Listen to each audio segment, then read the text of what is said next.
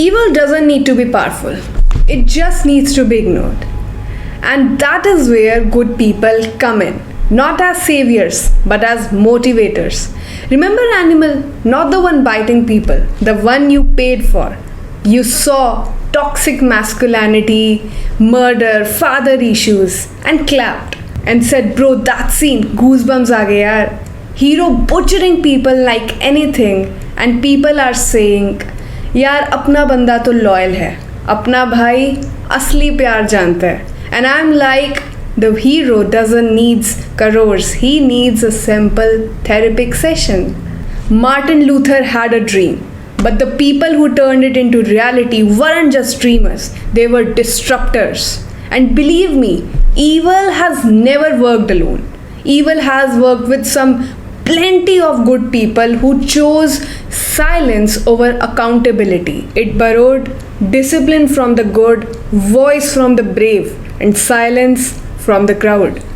Remember in school, the bully was never the smartest, but he had something that many others don't have, a circle of good children, good people that we say, and who always say, I stay out of the drama. Those children always laughed awkwardly, especially when the bully is actually bullying, and didn't tattle at all. You know that guy at your workplace who loads faster than Excel? He's not the smartest one, definitely not the intelligent one. He knows how to use good people. He knows two things. First, that how to use good people, and second, that good people will never complain. We have confused goodness for non-tolerance. If you hold the ladder for the thief, don't act surprised when your house is looted. It's a simple theory, not an irony, believe me.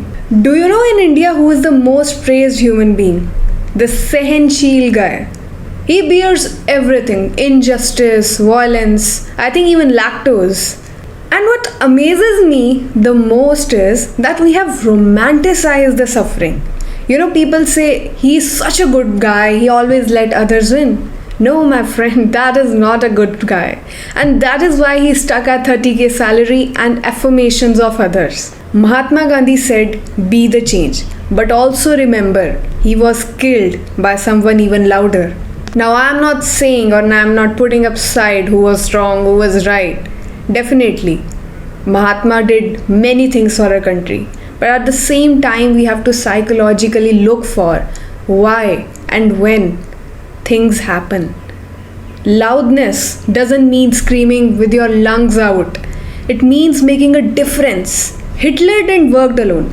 Millions of Germans chose to have their job and feed their children. Bad things, evil doesn't happen because 10% of bad people. Evil happens because 90% chose to be silenced. Simply 10% hate, 90% silence, and 0% accountability. You look at anything, current news, if we talk about rapes, we talk about murders, it's the silence of important thing. You know, I remember a line from I'm very fond of Spider-Man movies. There was a line, with great power comes great responsibility. And believe me, friends, we are accountable. If you even believe in dharma and you know what a religion says, any religion says, if you have the power and you don't take action, you're actually accountable for it. You will be held for it. If a person do not have power, he was not given power because of his potential. You are given, you have because you have the potential, and it's your responsibility to take action and not choose silence. People usually say, I didn't touch her. Great. I didn't put the house on fire. Better.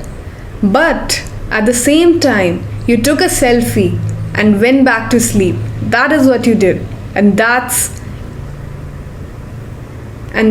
what we are talking about. You chose silence over action, over accountability. Every Indian wedding has a cousin who does nothing and gets the entire praise because he manages it. You know, that is soft evil. The rest of the family works like anything, But he gets all the praise because he knows how to be present at the right moment, how to smile at things, how to not take credit but take it in silence. And you also must have seen this. Some people just come at the right time, take all the credit, and you can't stop them because